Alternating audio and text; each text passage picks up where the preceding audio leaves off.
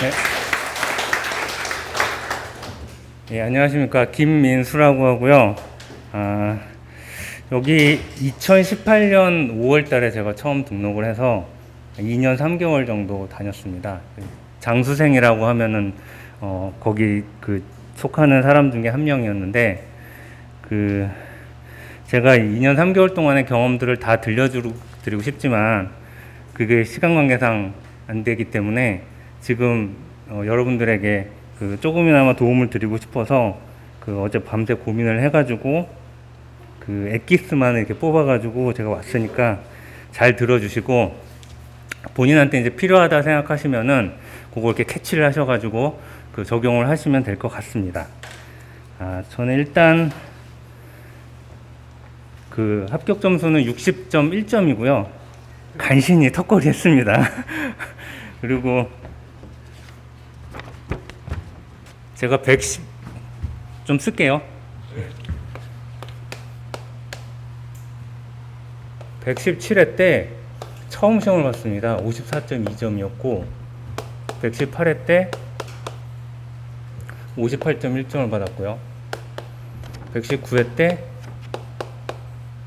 59.4점 받았고요. 요게가 이제 2019년인데 여기까지만 해도 이제 될 줄 알았죠, 금방.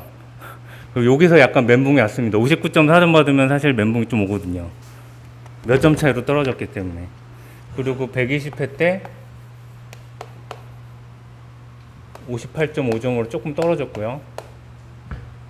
121회 때는 시험을 개인적인 사정으로 못 봤습니다. 그리고 122회 이번에 60.1점으로 떨어졌는데, 제가 왜 이런 말씀을 드리냐면은 처음 오신 분들도 계시겠지만 처음부터 너무 이렇게 욕심을 내서 이렇게 그래프로 그려보면 처음에 이렇게 달리시는 분들이 있거든요. 이런 분들은 거의 열의 9은 그냥 이렇게 떨어지십니다. 그러고서 안 나오세요. 저 2년 3개월 동안 있으면서 많이 봤어요. 그래서 처음에 계획을 세우실 때 이렇게 세우시지 마시고 완만하게 이런 식으로 어떤 계기를 만들어서 올라갈 수 있는 이런 포인트를 만드셔야 돼요. 그래야지 오랜 기간 동안 공부하실 수 있습니다. 오래 하시라는 얘기가 아니라 이런 것들이 있어야지 자기가 지치지 않고 할 수 있다는 얘기예요. 너무 한 번에 처음부터 이렇게 쭉 가게 되면 이게 사람이 지치거든요. 그러면 1년 이상 못 합니다. 1년 내에 합격하시면 좋겠지만 그게 꼭 마음대로 안 되잖아요. 그렇기 때문에 이런 걸 잘 생각하셔서 처음부터 계획을 잡으셔서 공부를 하시면은 훨씬 더 효율적이지 않을까 생각이 듭니다.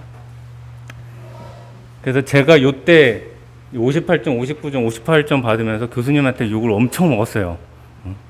너는 이래서 안 돼, 저래서 안 돼. 그러면서 모의고사 때 답안지에 빨간 줄 찍찍 하면서 욕을 엄청 먹었는데, 다행히 이번에 이렇게 턱걸이라도 돼가지고 다행인데, 요게 59점에서 60점, 요 1점 올리는데 제가 1년 걸렸잖아요. 이게 턱이 생각보다 이렇게 낮지가 않습니다. 높습니다. 그러니까 요게 어떻게 했는지에 대해서는 제가 뒤에서 따로 말씀을 드릴 테니까 끝까지 경청해 주시고요.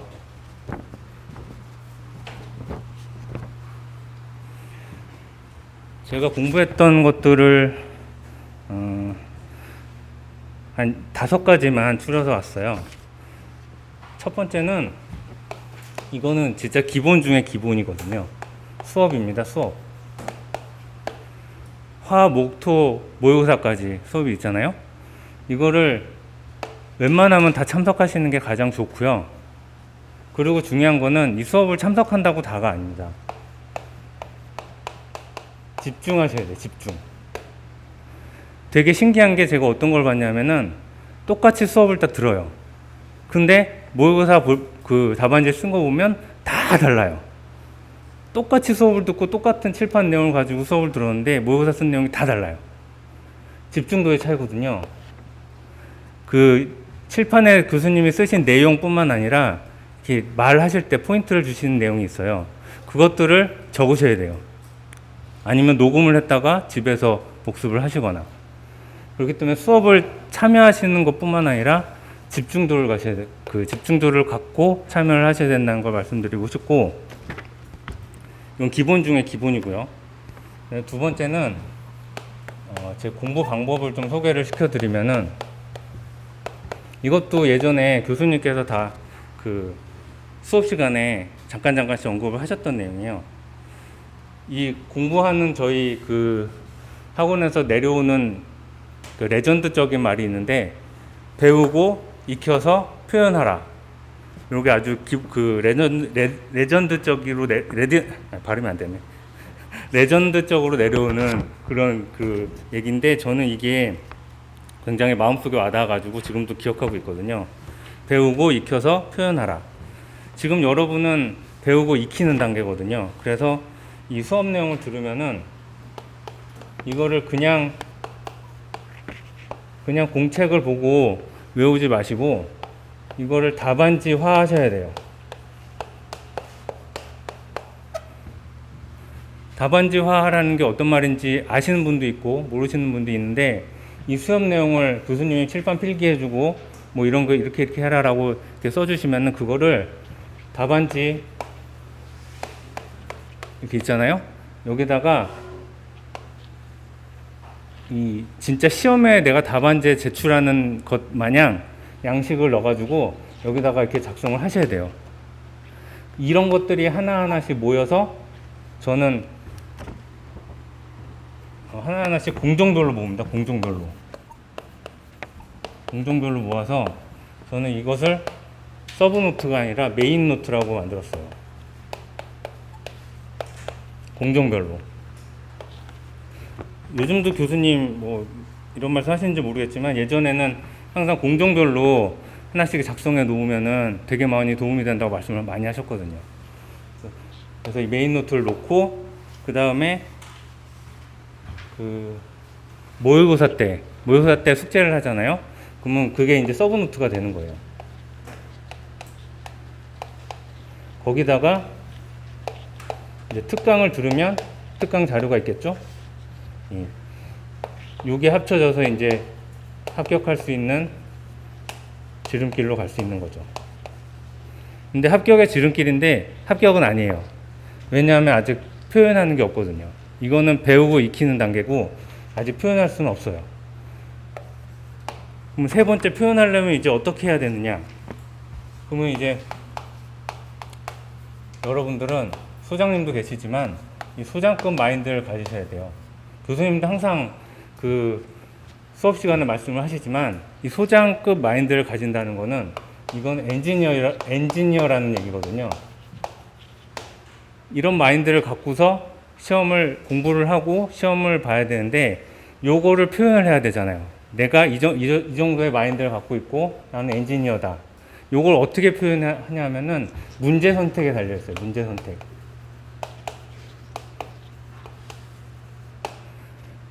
이번 시험을 예를 들어 드리면은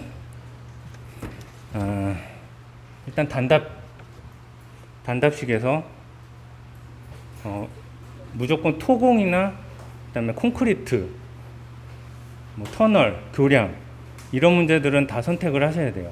아층현상, SMR, 뭐 콘크리트 화학적 침식, 뭐 연약지방 계량공법, 다짐 영향 요인, 뭐 이런 것들은 전부 다 선택을 하셔야 되고, 이번 시험에서 특이한 문제가 하나 있어요.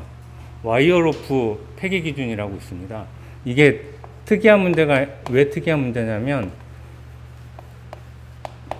이거 계산식이거든요. 계산식. 그죠? 폐기 기준인데 밑에 뭐라고 나와 있냐면은 30mm예요. 근데 지금 현재 28.9mm래요. 그러면 얘를 써도 되냐 안 되냐라고 물어보는 거거든요. 그러면 여기서 5%잖아요. 그러면 30 곱하기 5% 하면은 1.5mm 나와서 30 빼기 1.5는 28.5 해서 28.9보다 폐기 기준이 적으니까 얘는 OK. 이게 제가 답안지에 썼던 양식이에요. 요런 거 보면은 어디서 많이 봤죠? 그 현장 가면은 구조계산서에 요런 거 많이 나와요. 그죠? 여러분들 잘 안 보시는 구조계산서에. 요거 요렇게 써가지고 제가 이게 단답식이 30점 만점이잖아요. 3명이서 보니까 10점씩. 25점 받았습니다, 이거. 이렇게 써서. 그래서 그런 것들, 제가 지금 말씀드리는 건 차별화를 말씀드리는 거고요. 엔지니어적 차별화요. 그리고 논술형에서는 터널 여굴, 2교시에 터널 여굴이 있었는데 일반적으로 여굴을 쓰면은 그 점수가 잘 안 나와요. 그래서 여기서는 뭘 써야 되냐면 페이라인을 써야 됩니다. 페이라인, 지불선이요. 그 교수님이 제가 찾아보니까 6월 23일 정규반 수업 때 말씀하셨어요. 여굴 쓸 때는 지불선을 써라. 여굴 나오면. 그래서 저는 그 지불선을 썼고, 그리고 또 점수가 잘 나왔던 게 엔지니어잖아요. 소장님 마인드. 그러면은 그 본인의 의견을 잘 쓰셔야 돼요. 그래서 타워크레인 신호수 교육의 교육 개선 방안에 대해서 쓰라고 했는데, 저는 뭐 사실 이 문제는 버리는 문제였어요. 그래서 있는 거 없는 거 생각 많이 해서 썼죠. 스마트 안전장비 교육도 해야 되고, 특히 신호수한테 그 기본적인 공법 교육, 그리고 타워크레인 구조 및 원리 교육, 이런 것도 필요하다. 그렇게 썼더니 점수를 이것도 많이 받았습니다. 이거 55점 받았어요. 그리고 또 3교시에는 꼭 선택하셔야 됐던 게 케이슨하고 도심지 개착 정거장 굴착 제2원이었죠. K승훈법은 교수님 수업 시간에서도 몇 번 언급을 하셔가지고 이거는 나올 거라고 생각을 했는데, 요거는 K승훈법 그냥 쓰는 것보다 저는 이제 그 K승훈법 중에 뉴매틱 케이슨이라고 있잖아요. 그래서 밀폐 공간에 대해서, 밀폐에 대해서 썼고, 그 다음에 주로 K승훈법은 해양에서 작업을 많이 하기 때문에 해양 작업 중지 조건 이런 것들 썼고요. 그리고 도심지 개착 정거장, 이것도 점수를 많이 받았는데, 도심지 개착 정거장 굴착 시 재해 원인 대책 쓰세요. 뭐 굴착이니까 대부분 이제 굴착을 쓰는데, 도심지 개착 정거장을 하게 되면은 이 복공을 해야 됩니다. 부품이 복공을 안 하면은 도심지 개착 정거장을 건설할 수가 없어요. 그래서 저는 그 복공에 초점을 맞춰가지고 복공에 대한 얘기를 썼고, 왜냐면 제가 지하철을 해봤기 때문에 이렇게 쓸 수 있었던 것 같고, 그래서 복공에서의 그 작업구 추락에 대해서 언급을 했었고요. 4교시에서는 강교 교량라면 반드시 써야 된다고 하셨죠. 강교 가설공법 썼고, 근데 강교 가설공법은 사실 지금까지 가설공법이 많이 나오긴 했는데 강교에 대해서는 많이 안 나왔었거든요, 한동안. 그래서 저는 그 콘크리트교 가설공법 쪽으로 이제 썼는데, 요거 점수가 잘 나오더라고요. 비슷한 게 많아서 그런지. 그리고 화재 발생 시 콘크리트 문제 나오면은 반드시 써야 되고요. 그 다음에 도심지 지방 굴착 시 지하 수위 저감 대책. 요것도 그 토공이니까 반드시 쓰셔야 됩니다. 그래서 지금 말씀드린 것처럼 이런 소장급 마인드, 엔지니어급 마인드를 하기 위해서는 문제 선택이 가장 중요한데, 그 문제 선택 중에 꼭 하셔야 되는 것들이 뭐 교수님 수업 시간에도 말씀하시겠지만 토공, 터널, 교량, 사면, 이런 콘크리트, 요거는 반드시 하셔야 돼요. 안 그러면은 전체적인 점수를 안 줍니다. 얘네가 점수를 하나하나 매긴 다음에, 제가 뭐 시험을 5번 정도 봤는데 하나하나 매기면서 점수를 이렇게 체크를 한 다음에, 이건 제 개인적인 생각입니다. 합격할 만한 사람들한테 이렇게 점수가 좀 그 사람이 모자란 것 같으면은 더 이렇게 주는 것 같다는 생각이 좀 들어요. 지금 그 전에 합격하셨던 분들도 그런 얘기들을 가끔씩 하시고 하는 거 보니까 저도 그런 것 같고, 그래서 이런 그 소장급 마인드나 엔지니어급 마인드가 있는 문제들을 꼭 선택을 하셔야 된다는 걸 말씀드리고 싶고, 그리고 네 번째로 저는 이제 그 건설경제신문을 그 교수님이 말씀하셔가지고 이거 봤는데, 솔직히 말씀드리면 자주는 안 봤고요. 가끔씩 받고, 그리고 공단에 들어가서 공단 자료실 많이 찾아봤어요. 공단 자료실에 보면은 이제 월간지가 있어요. 안전보건 플러스라는 월간지가 있는데, 여기 있는 내용을 그대로 쓰면은 이건 안 돼요. 이건 안전관리자예요. 그래서 그런 느낌이 냄새가 나기 때문에 이런 거 그냥 쓰면 안 되고, 여기서 챕터만 이렇게, 그러니까 이런 맥락으로 나오나 보다 하면 그런 그 팩트만 딱딱 집어야 돼요. 포인트만. 그래서 요런 문제들이 나오겠구나. 이런 것들을 여기서 보면은 어느 정도 이렇게 흐름이 보이거든요. 그래서 이런 거 잘 보시고, 그다음에 5번째로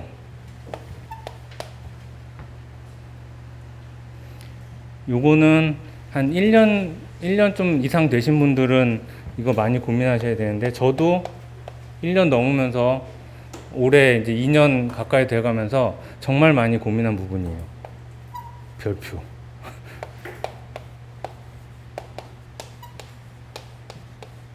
나만의 답안지.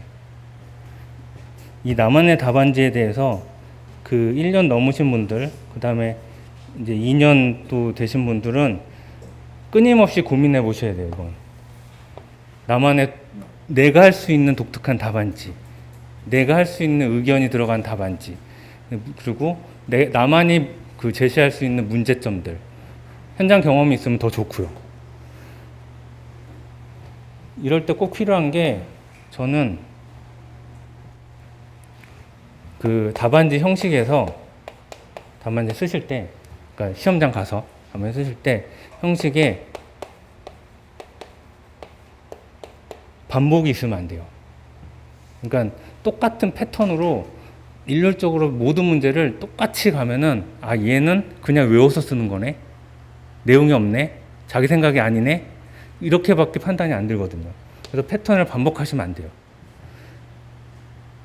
똑같은 얘기인데 또 일관돼서도 안 돼요. 변화를 주셔야 돼요. 근데 이걸 시험 볼 때마다 변화를 주기가 쉽지 않잖아요. 그죠? 그래서 제가 생각한 거는, 이러한 포맷들을 4개에서 5가지를 준비하셔야 돼요. 그래서 교시마다는 그 채점자가 다르기 때문에 상관없거든요. 이런 포맷들을 문제의 성향에 따라서 자신들이 채택을 해가지고 그 포맷에 따라서 답을 쓰는 거죠. 이런 것들을 만드셔서 하면은 훨씬 더 쉽게 그 시험을 보실 수 있고, 가장 중요한 거는